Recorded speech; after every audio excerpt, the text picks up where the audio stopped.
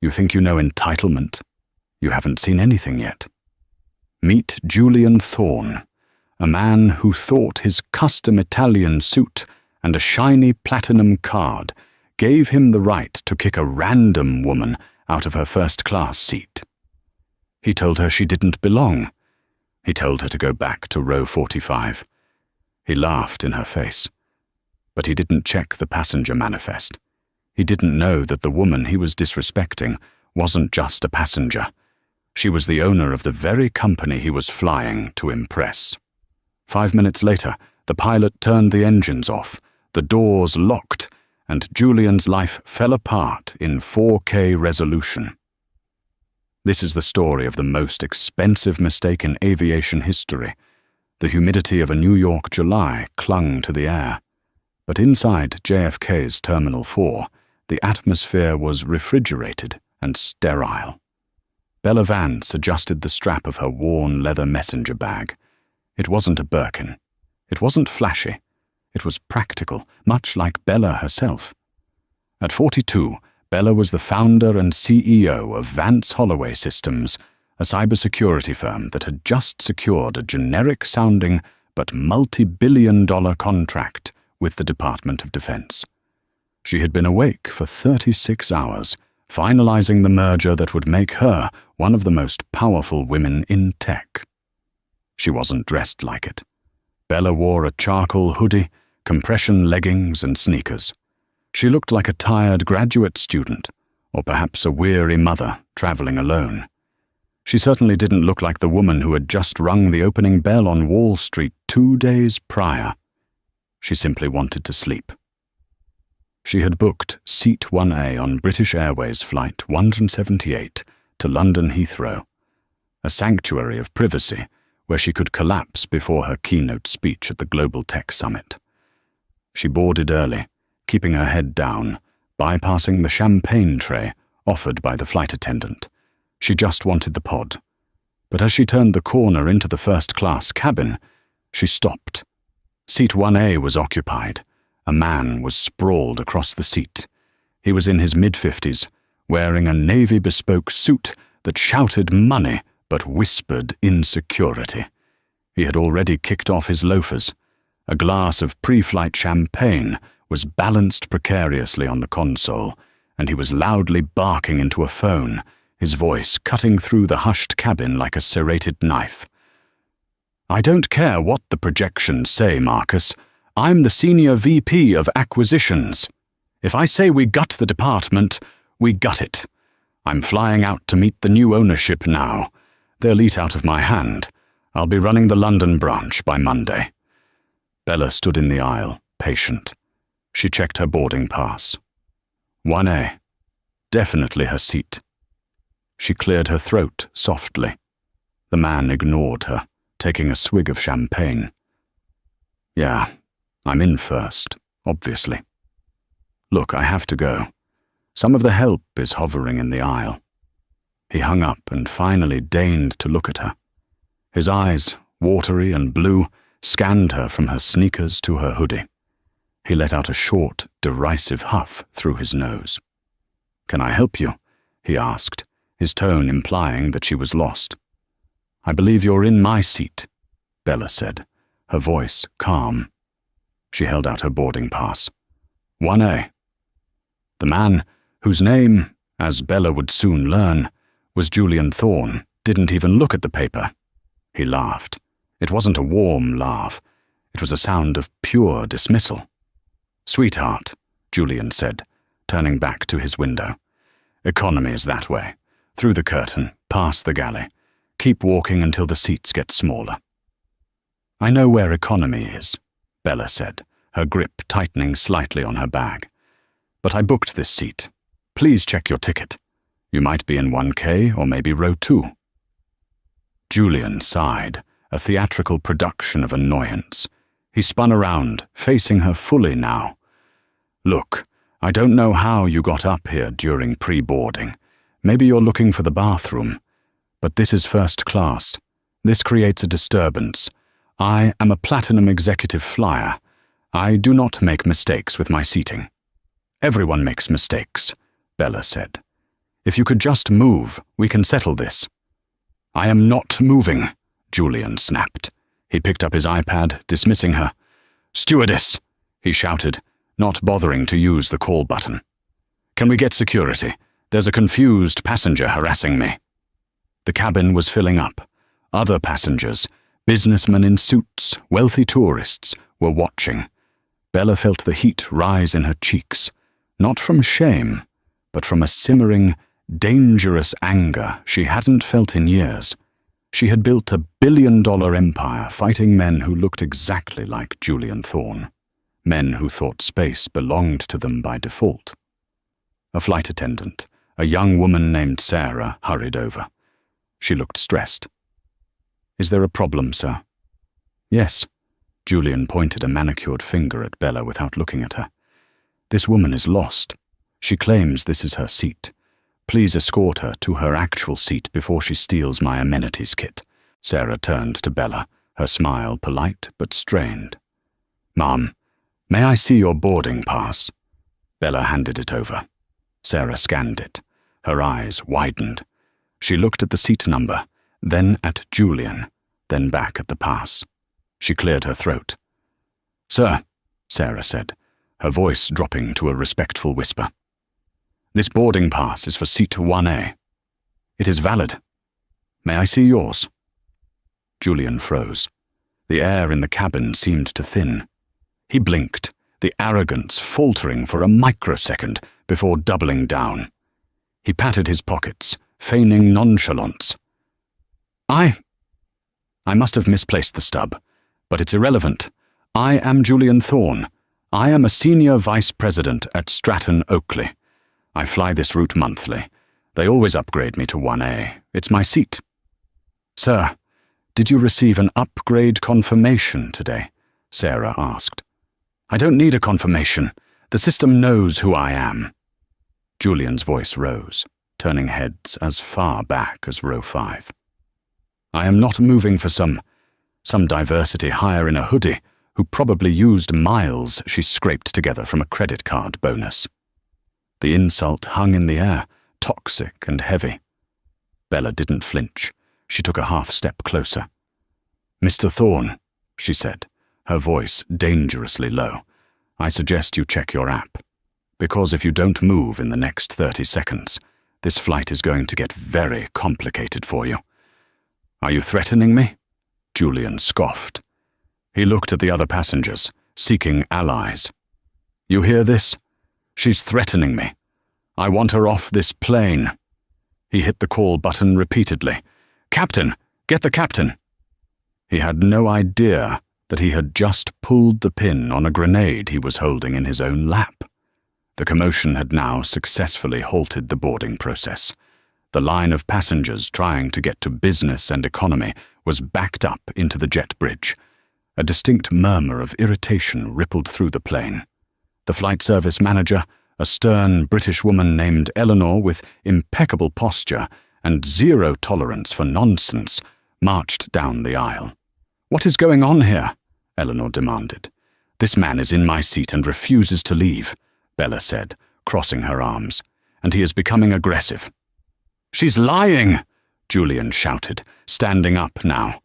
He towered over Bella, using his height as an intimidation tactic. "She's a scammer. Look at her.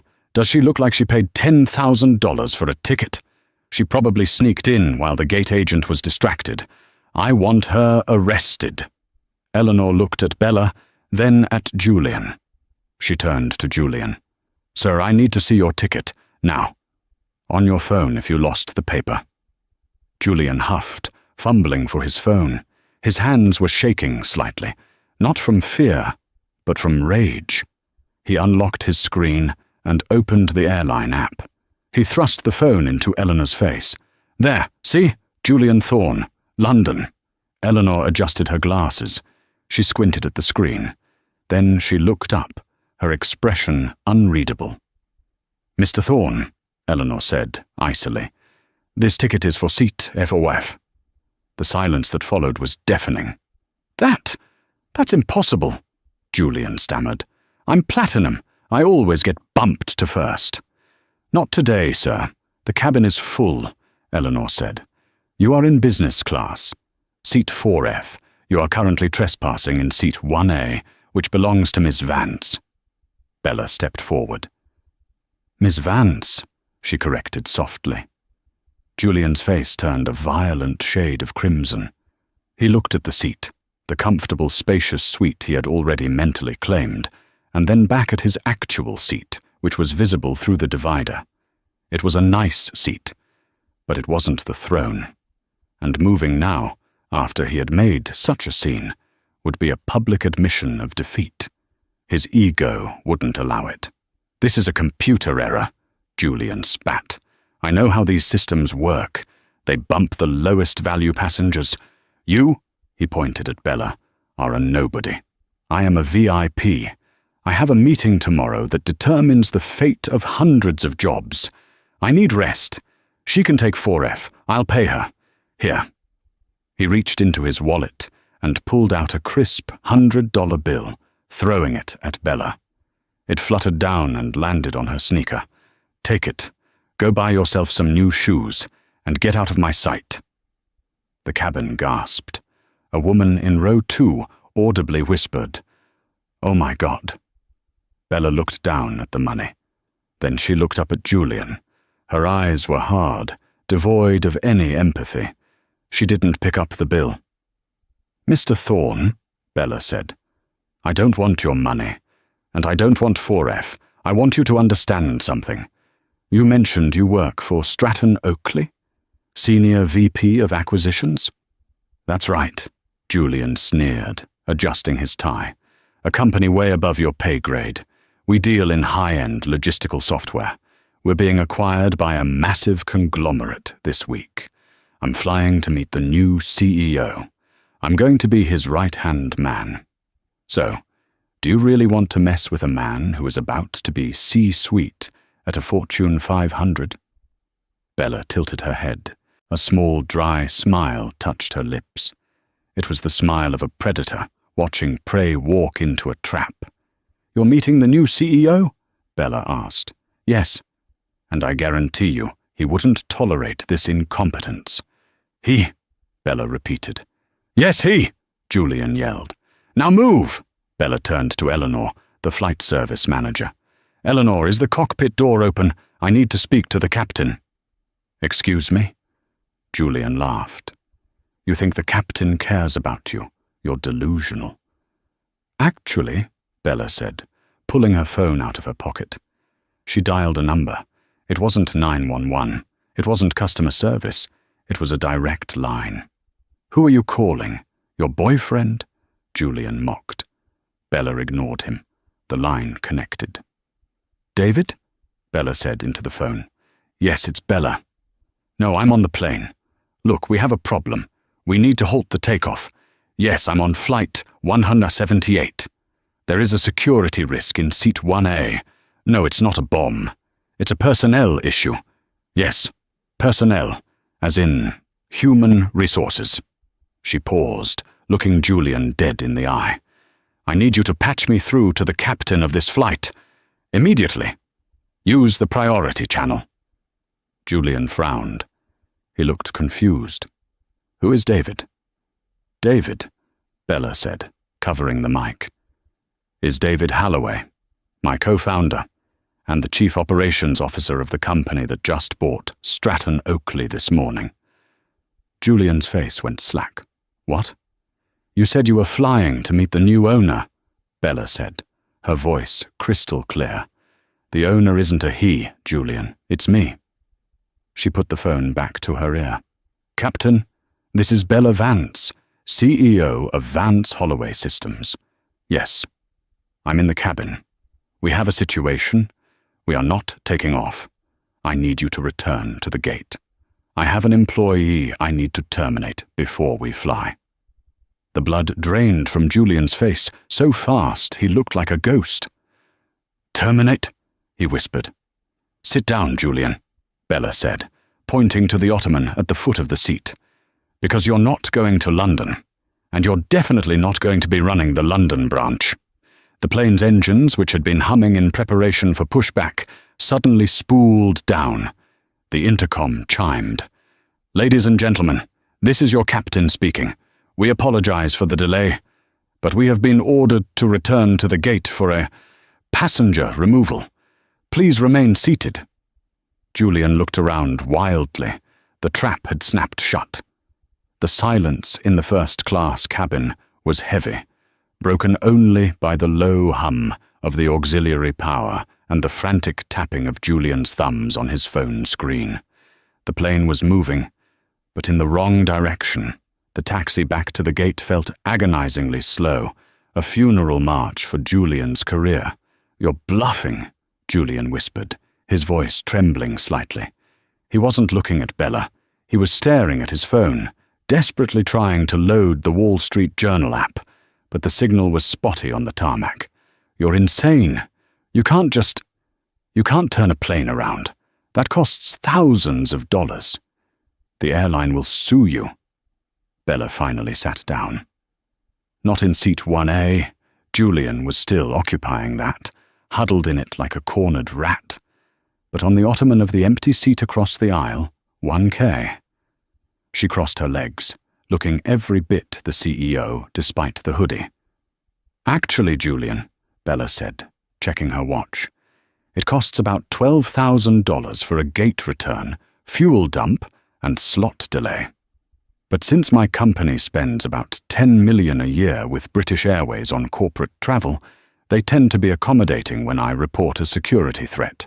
And a man screaming abuse at a female passenger and refusing crew instructions? That's a threat." "I didn't scream," Julian protested, sweat beading on his forehead. "I was assertive." "You threw money at me," Bella corrected. "You called me a diversity hire, and you refused to sit in your assigned seat." Suddenly, Julian's phone pinged, a notification, then another, then a flood of them. His email app refreshed. He opened the top email. It was a company-wide blast from Stratton Oakley, HR.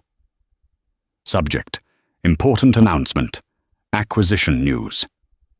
Julian's eyes darted across the screen, thrilled to announce that as of 9 a.m. yesterday, Stratton Oakley has been fully acquired by Vance Holloway Systems.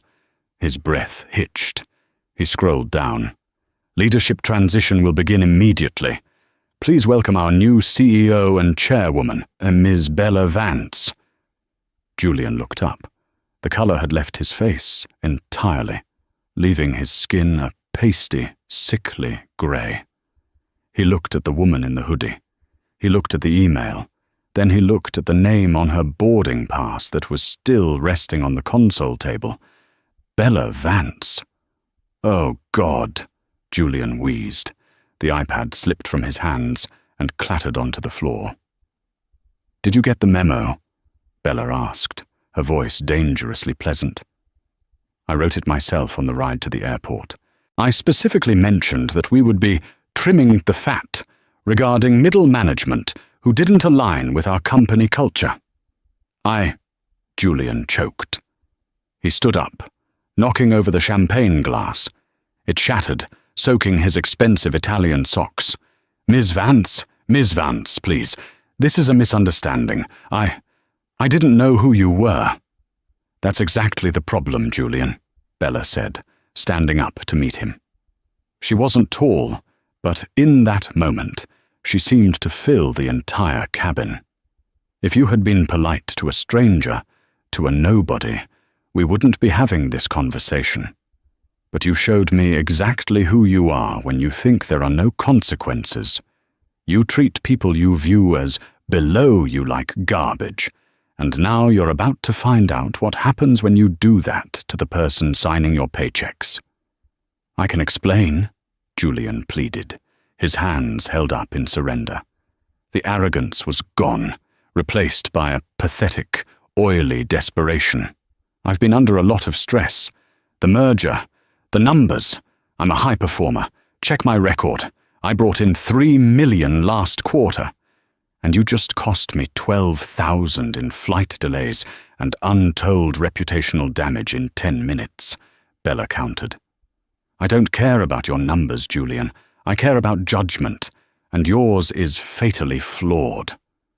The plane shuddered to a halt. The fasten seatbelt sign dinged off. The cockpit door opened. The captain, a tall man with silver hair and 4 stripes on his shoulder, stepped out. He looked furious, but when he saw Bella, his expression softened into professional respect. "Miss Vance?" The captain nodded. "We're at the gate. Port Authority is connecting the jet bridge now." "Thank you, Captain," Bella said. "I apologize for the disruption to your schedule. We'll have this resolved in moments." "No apology necessary," the captain said, glaring at Julian. "We have zero tolerance for abusive passengers. Do you want to press charges?" Julian's knees buckled. "Charges? No, please." "I don't need to press charges," Bella said, her eyes locked on Julian. "I'm handling this internally." The cabin door opened with a mechanical hiss, the rush of humid New York air mixed with the recycled cabin air. 2 police officers and a stern-looking British Airways ground operations manager stepped onto the plane. "Who is the passenger refusing to disembark?" one of the officers asked. Bella pointed a finger at Julian. "That would be Mr. Thorne," she said. "But he's not just a passenger refusing to disembark. He is a trespasser." Julian tried to retreat into the seat, as if the leather upholstery could swallow him whole. "I'm not trespassing. I have a ticket. I'm a platinum member." "Your ticket?" the flight service manager interjected, holding up his boarding pass stub, which she had retrieved from the floor, "is for seat 4F. You are currently in 1A. You have been asked 3 times to move. You refused. That is a violation of federal aviation regulations." "I'll move," Julian shouted, grabbing his bag. "I'll move to 4F right now. I'll sit in the toilet if I have to. Just let me stay on the flight." He looked at Bella, tears actually forming in his eyes. "Ms. Vance, please, I have to be in London. My team is expecting me. I have a presentation." "You don't have a team anymore, Julian," Bella said, her voice cutting through his panic like a scalpel. She turned to the passengers in the first-class cabin. About 10 people were watching, transfixed. A young tech entrepreneur in 2A was openly filming with his iPhone. An older woman in 2K was clutching her pearls but nodding in agreement with Bella. Bella addressed the cabin, then turned back to Julian, making this a public declaration. "Since we are all delayed because of you, I think it's only fair everyone understands why," Bella said. "Julian, you said you were going to London to meet the new ownership, to impress them, to secure your position as head of UK operations." "Yes," Julian whispered. "I can still do it. Give me a chance." "I am the new ownership," Bella repeated, for the benefit of the camera in row 2. "And I am conducting your performance review right now." She held up 3 fingers. 1, she folded a finger. "Lack of situational awareness.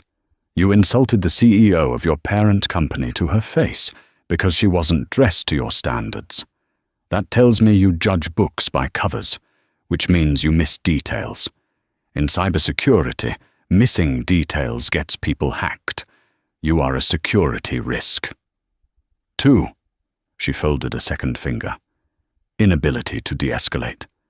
When given an out, a simple request to check your ticket, you doubled down. You escalated a minor seating error into a federal incident. That shows poor crisis management." Julian was shaking his head, mouthing, "No, no, no." "And 3, Bella stepped closer, her voice dropping to a whisper that somehow carried to the back of the galley. "Hubris. You thought your suit and your platinum status made you better than the woman in the hoodie. You thought you could bully me. You thought the rules didn't apply to you." She folded the last finger. "I don't hire bullies, Julian. And I certainly don't promote them." Bella pulled her phone out again. She tapped the screen once. "I just sent an email to David. Your access to the Stratton Oakley servers has been revoked. Your company card has been deactivated. And your return ticket? She looked at the ground agent. Is his return ticket refundable? It's a business-class flexible fare, the agent noted. So, yes. Cancel it, Bella ordered. Refund it to the corporate account. Mr. Thorne is no longer traveling on company business. You fired me? Julian gasped. Here? On a plane? Consider it a severance package, Bella said. I'm saving you the trip to London, just to get fired there. You can go home now. Officers, Bella nodded to the police. Please remove this man from my seat. He is delaying my flight. The officers stepped forward. Sir, let's go. Grab your bags. You can't do this, Julian shrieked, as the officer grabbed his arm. The veneer of the high-powered executive shattered completely. He was just a man throwing a tantrum. I'm Julian Thorne. I have rights. This is wrongful termination. I'll sue you. I'll sue everyone. You can try, Bella said calmly. But you signed a morality clause in your contract. Conduct unbecoming of an executive that brings disrepute to the company. I think getting dragged off a plane by the police for harassment qualifies. You won't get a dime, Julian. The officers hauled him up. He kicked out, knocking his expensive briefcase over. Papers spilled out, projections, charts, his resume.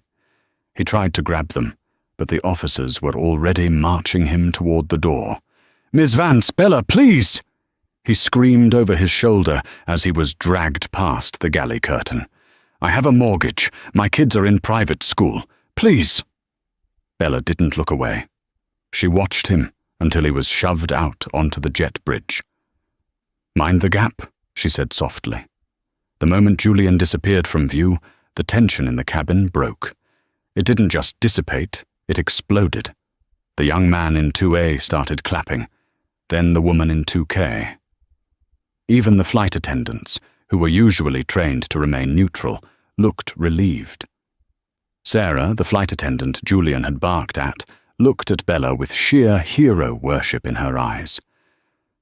I am so sorry about that, everyone, Bella said, addressing the cabin.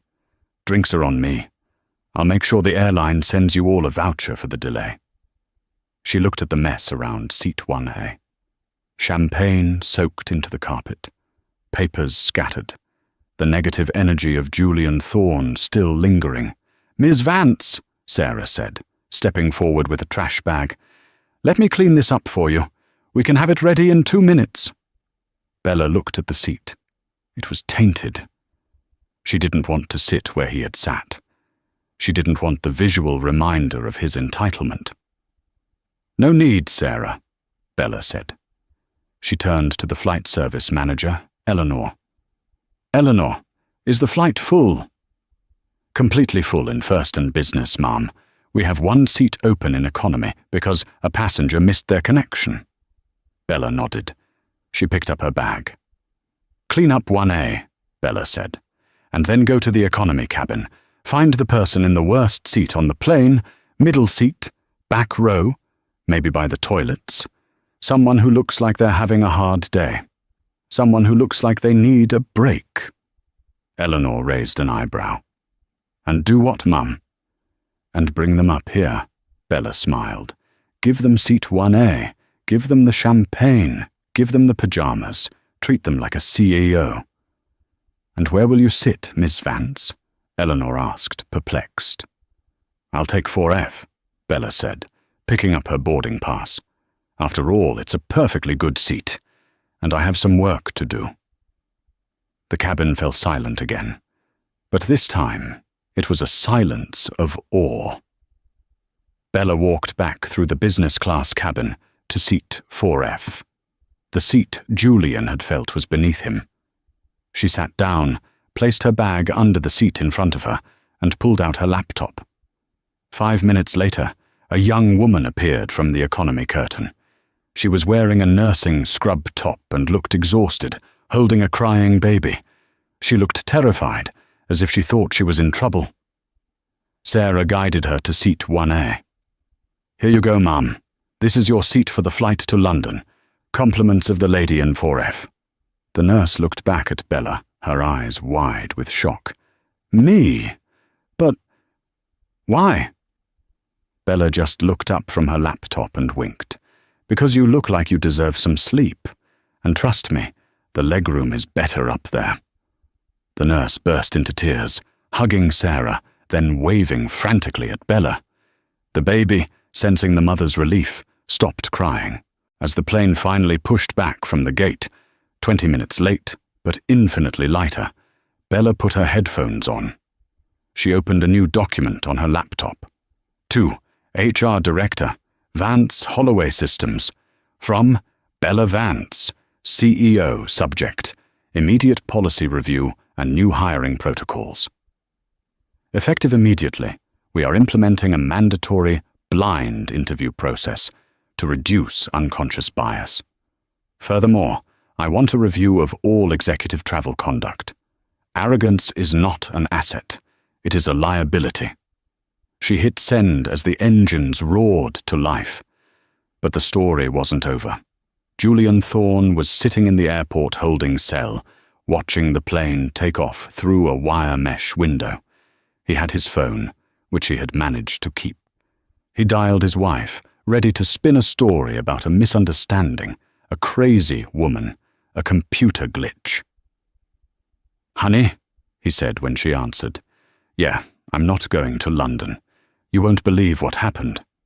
"I know what happened, Julian." His wife's voice was ice cold. "What? How?" "Check Twitter," she said. "Or YouTube. You're trending. First class freakout. It has 2 million views already." Julian pulled the phone away from his ear. He opened the link she texted him. There it was. The video from the guy in Seat 2A. The angle was perfect. It showed Julian screaming. It showed him throwing the money. It showed him calling Bella a diversity hire.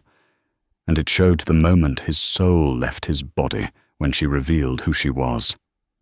The comments were scrolling so fast he couldn't read them. Imagine firing yourself in 4K. The way she handled him. Queen. This guy is done. Who would hire him after this? Julian watched himself being dragged away by the police. He looked pathetic. He looked small. He hung up the phone. He didn't have a job. He likely wouldn't have a marriage much longer. And he had just become the global face of corporate entitlement. If Julian Thorne thought the humiliation on the tarmac was the bottom, he was wrong. That was simply the slip. The fall was long, brutal, and hit every jagged rock on the way down. The holding cell at the Port Authority precinct smelled of stale coffee and industrial disinfectant, a scent that would haunt Julian for the rest of his life. He sat on a cold metal bench, his bespoke navy suit wrinkled, his tie loosened, and his shoelaces removed by the booking officer. For 3 hours he had demanded to speak to the chief of police. He had demanded his phone. He had demanded a glass of sparkling water. He received none of it. When he was finally released on his own recognizance, pending a court date for disorderly conduct and trespassing, the sun had set. He walked out of the precinct, blinking against the harsh sodium streetlights, expecting a company car to be waiting. He instinctively reached for his phone to call his driver, but when he turned it on, the device nearly vibrated out of his hand. It wasn't a call. It was a deluge. Texts, emails, WhatsApp messages, LinkedIn notifications. They were coming in so fast the screen couldn't render them. Julian squinted, confused. Had the deal gone through? Was he a hero? He opened a text from a colleague, a man named Brad, who usually sent him golf memes. "Brad, dude, you're on TMZ. It's over." Julian's stomach dropped. He opened Twitter. He didn't even have to search for his name. It was the #1 trending topic in the United States. First class freakout. He clicked the hashtag. The first video had 4.2 million views. It was filmed from Seat 2A. The audio was crystal clear. "I am the new ownership, and I am conducting your performance review right now." He watched himself on the tiny screen. He looked manic. He looked sweaty. The angle made his double chin prominent, and his voice sounded shrill, not authoritative.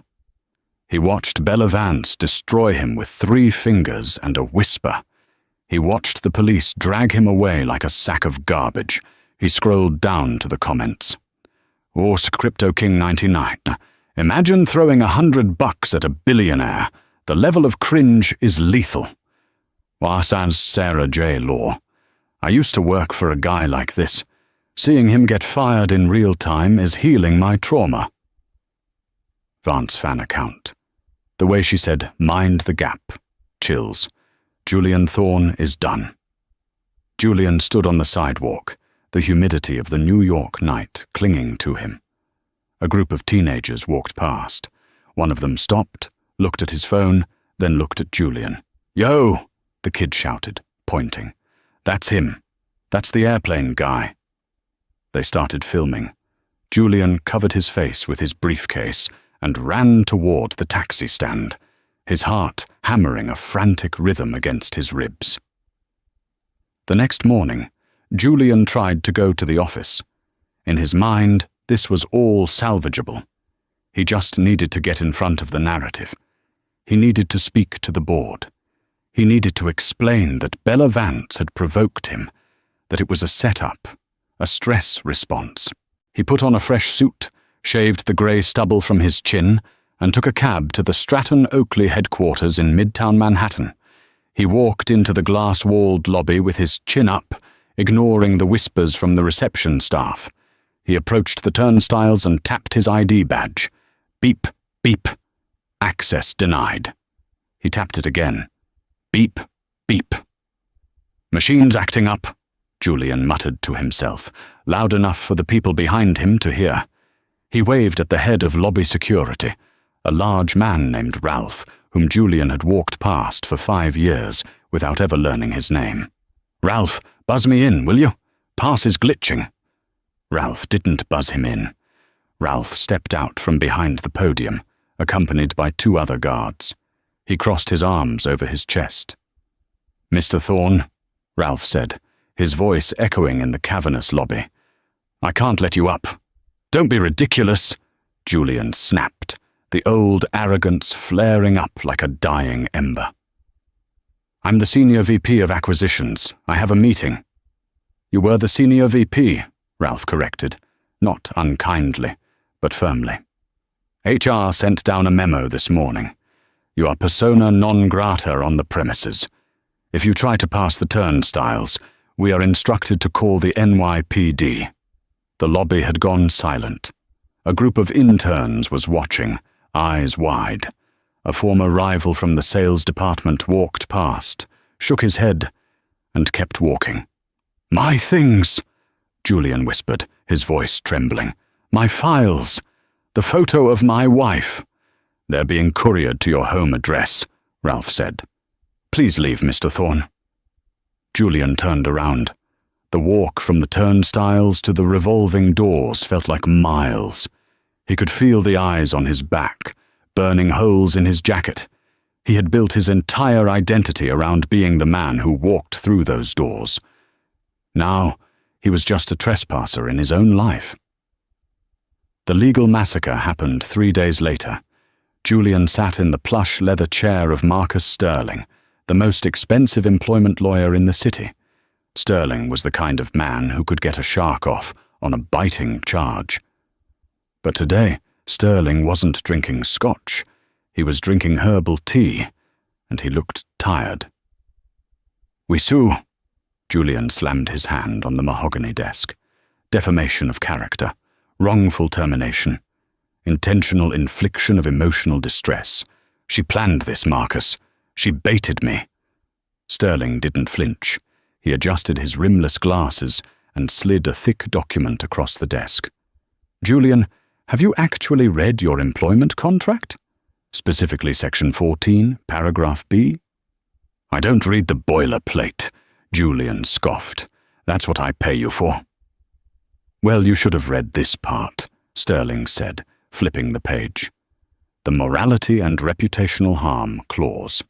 It states that any executive who engages in public conduct that brings scandal, ridicule, or disrepute to the firm can be terminated immediately, with cause, and forfeits all severance, stock options, and bonuses.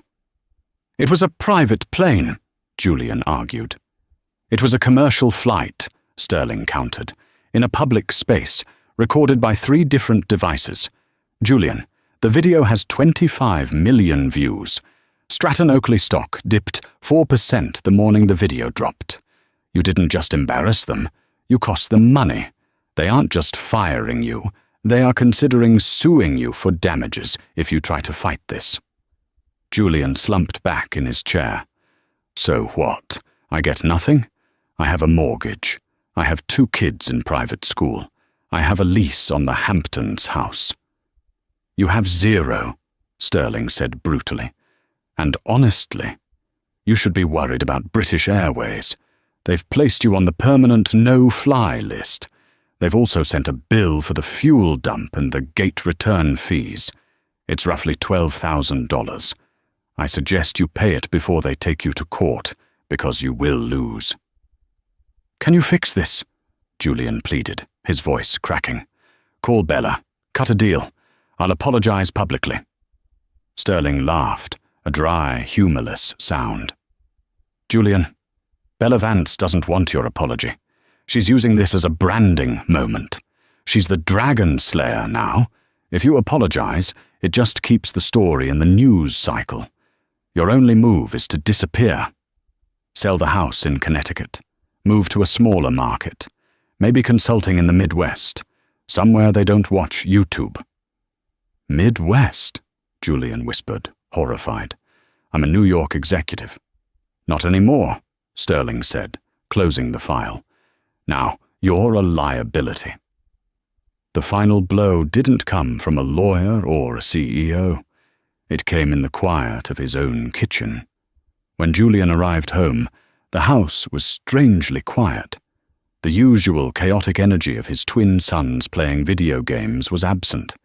There was no smell of dinner cooking. He walked into the master bedroom. His wife, Jessica, was standing by the bed. A row of suitcases stood like sentinels by the door. Jessica wasn't crying. That would have been easier. If she were crying, he could comfort her, manipulate the emotions, promise to change. But she wasn't crying. She was cold. She was detached.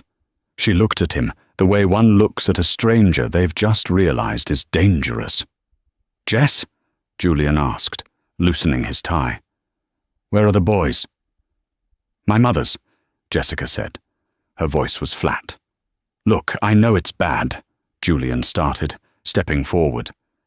But I just came from Sterling. We're going to figure this out. We might have to downsize for a year or 2, maybe sell the boat, but I'll bounce back. I always do. The headmaster called today, Jessica interrupted him. Julian froze.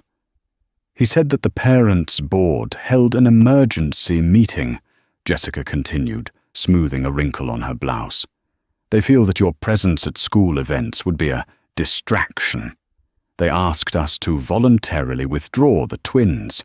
If we don't, they'll expel them under the conduct code.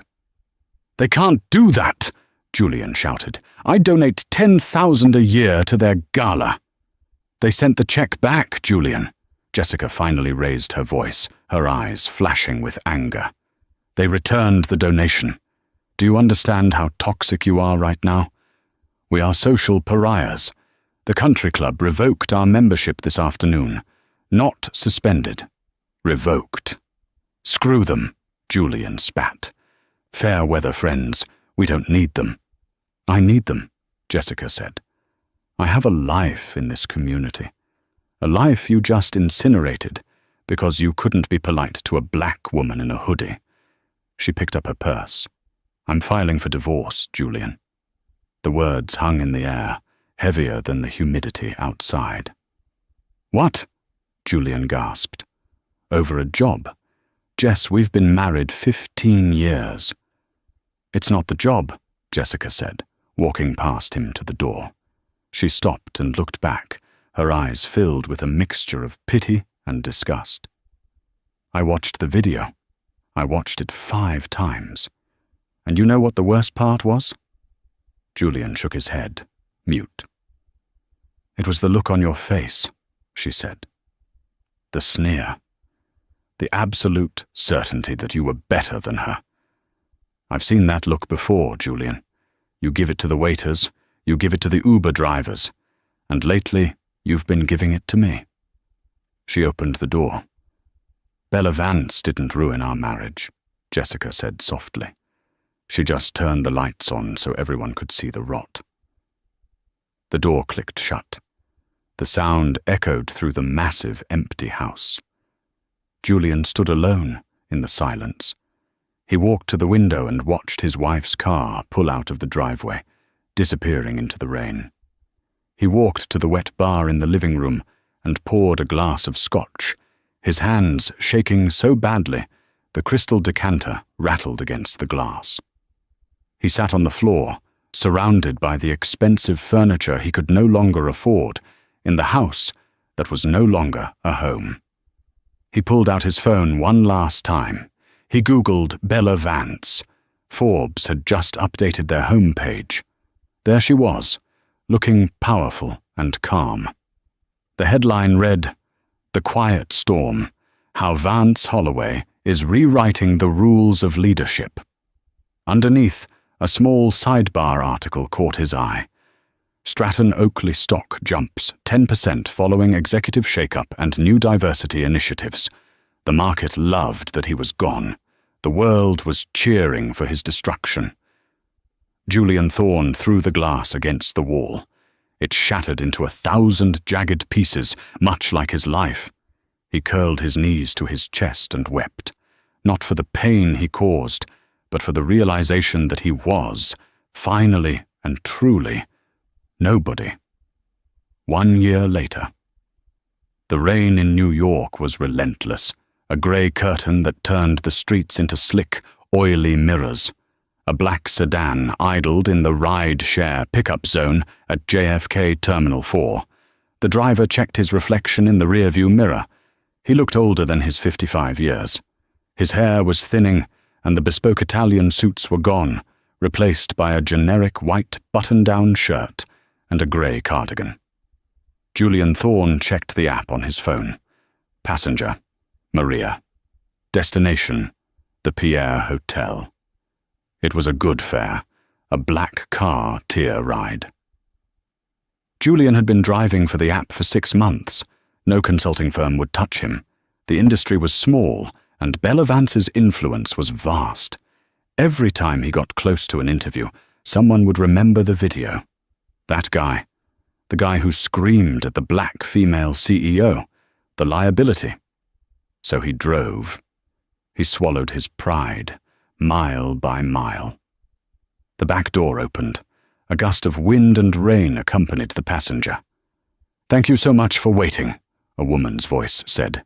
She sounded cheerful, vibrant. The flight from London was delayed. "No problem, ma'am," Julian said, his voice monotone. He didn't look back. He just hit start ride and pulled into traffic. "I'm just so glad to be back in the city," the woman continued, talking on her phone. "Yes, David, the conference was amazing. The investors loved the pitch. We're fully funded. Can you believe it? A year ago, I was wiping thermometers, and now we're launching the pediatric telehealth platform." Julian's grip on the steering wheel tightened. He recognized the voice. It was nagging at the back of his mind. "Yes," the woman laughed. "And honestly, I owe it all to that flight. If I hadn't been moved to first class, I never would have sat next to the venture capital guys in 2A and 2B. They were a captive audience for 7 hours. It was fate." Julian froze. His heart hammered against his ribs. First class, the flight to London, seat 2A. He looked in the rearview mirror. The woman in the back seat was glowing with success. She wore a sharp cream blazer, gold jewelry, and had a tablet balanced on her knee. But underneath the polish, Julian recognized her. It was the nurse, the woman from economy, the woman Bella Vance had given his seat to. "Maria," the person on the phone said. Julian could hear the voice through the car's Bluetooth speakers because Maria had paired her phone to play music, but the call interrupted. The voice on the other end was unmistakable. It was calm, authoritative, and terrifying. "I'm proud of you, Maria." Bella Vance's voice filled the car. "I knew when I saw you that day you just needed a break. I'm glad the karma seat paid off." "Bella, stop. I'm going to cry again," Maria laughed. "Are you coming to the launch party at the Pierre tonight?" "I wouldn't miss it," Bella said. "I'll see you there. Oh, and Maria, make sure you tip your driver. Everyone is working hard to get somewhere." Julian felt like the air had been sucked out of the vehicle. He wanted to vomit. He wanted to drive the car into a guardrail. He was driving the woman who took his place. He was chauffeuring the direct beneficiary of his destruction. "Sir," Maria asked, leaning forward slightly, "are you okay? You missed the exit for the Midtown Tunnel." Julian snapped back to reality. Sorry, ma'am. GPS glitch." He rerouted. The rest of the drive was a blur of nausea and shame. When he pulled up to the Pierre Hotel, the doorman, a man Julian used to tip casually when he stayed here on business, opened the back door. "Welcome back, Ms. Rodriguez." The doorman beamed. Maria stepped out. She looked at the driver. She paused. She squinted through the rain and the partition. "Wait," she said. She leaned down, looking through the open window. Julian stared straight ahead, refusing to make eye contact. "Don't recognize me. Please, God, don't recognize me." Maria's eyes widened. She recognized the profile, the nose, the way he held his jaw. "Mr. Thorne," she whispered. Julian flinched. Maria stood there for a long moment. She could have mocked him. She could have taken a picture. She could have told the doorman to chase him off. Instead, a look of profound pity crossed her face. "Thank you for the ride," she said softly. She tapped her phone. Ping. Julian looked down at his app. Tip received, 100. It was the exact amount he had thrown at Bella's feet a year ago. Maria turned and walked into the golden light of the hotel lobby, ready to meet Bella Vance and celebrate their success. Julian sat in the idling car, the rain pounding on the roof, staring at the $100 on his screen. He realized then that he hadn't just lost his seat, he had lost his humanity, and the universe had just returned his change. He put the car in drive and pulled away, merging into the endless, anonymous traffic of the city he used to think he owned. And that, ladies and gentlemen, is the story of Julian Thorne. A man who learned the hard way that the nobody you step on today might be the boss you answer to tomorrow. He thought a platinum card made him royalty, but he forgot that in the kingdom of life, character is the only currency that matters. Bella Vance didn't just take his seat. She took his ego, dismantled it, and used the pieces to build someone else up. It's a brutal reminder. Be humble, or life will do the humbling for you. Have you ever encountered a Julian in the wild? Someone who treated you like you were invisible just because of how you looked or what you did? I want to hear your story. Drop a comment below with karma if you think Julian got what he deserved. And if you enjoyed this story of high-flying justice, make sure to hit that like button, subscribe, and ring the notification bell. We drop new stories of instant karma and sweet revenge every week. Don't just fly, fly right. See you in the next one.